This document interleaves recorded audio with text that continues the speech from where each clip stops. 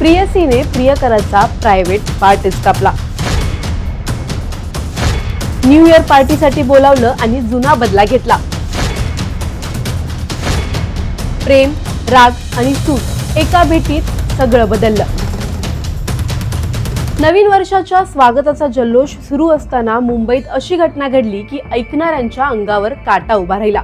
नात्यांमधला ताण, सततचा वाद आणि दडलेला राग हे सगळं एका क्षणात फुटून निघालं।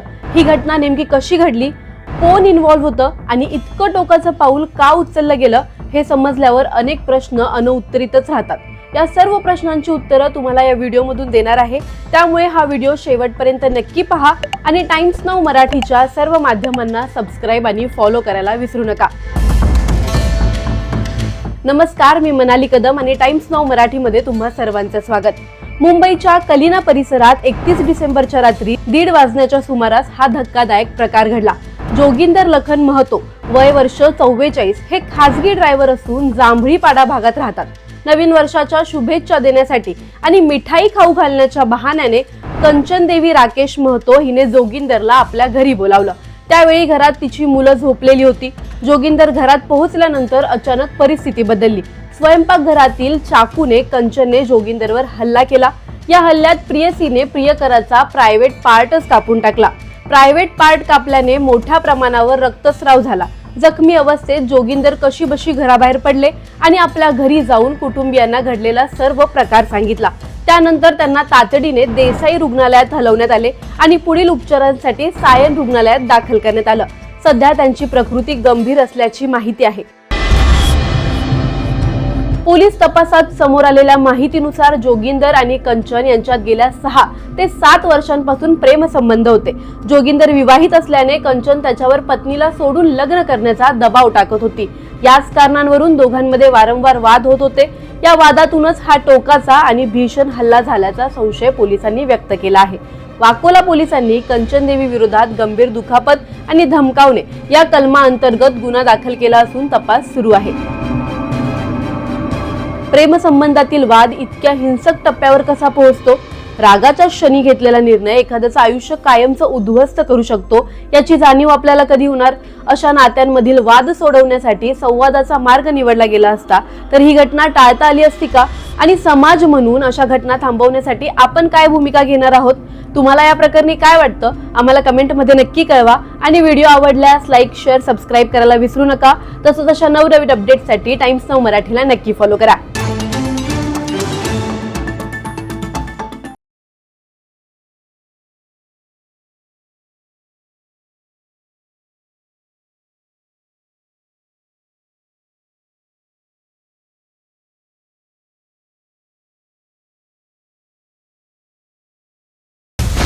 प्रियसीने प्रियकराचा प्रायव्हेट पार्टीच कापला।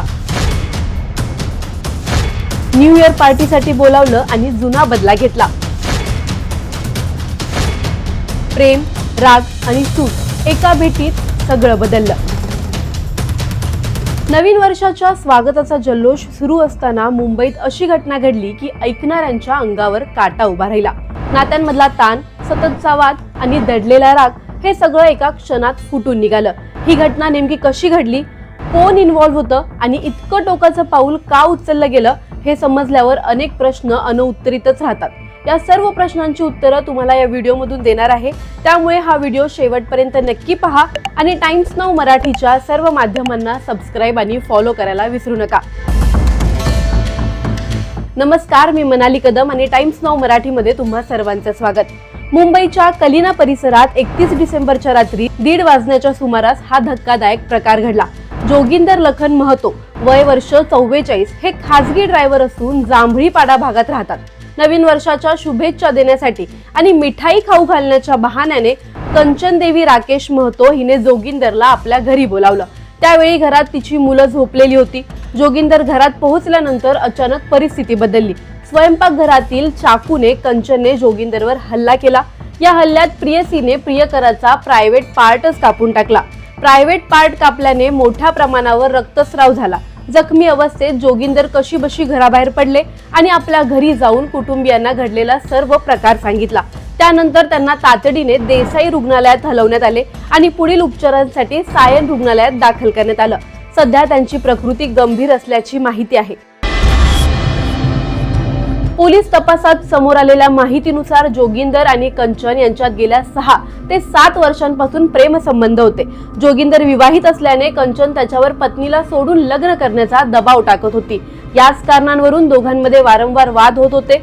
या वादातूनच हा टोकाचा आणि भीषण हल्ला झाल्याचा संशय पोलिसांनी व्यक्त केला आहे.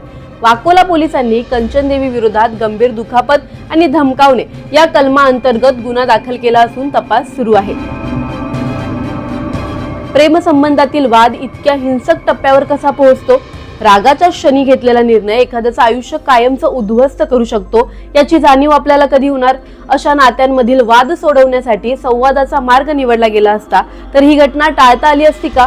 आणि समाज म्हणून अशा घटना थांबवण्यासाठी आपण काय भूमिका घेणार आहोत? तुम्हाला या प्रकरणी काय वाटतं? आम्हाला कमेंटमध्ये नक्की कळवा. आणि व्हिडिओ आवडल्यास लाईक, शेअर, सबस्क्राईब करायला विसरू नका. तसंच अशा नवनवीन अपडेट्ससाठी टाइम्स नाऊ मराठीला नक्की फॉलो करा.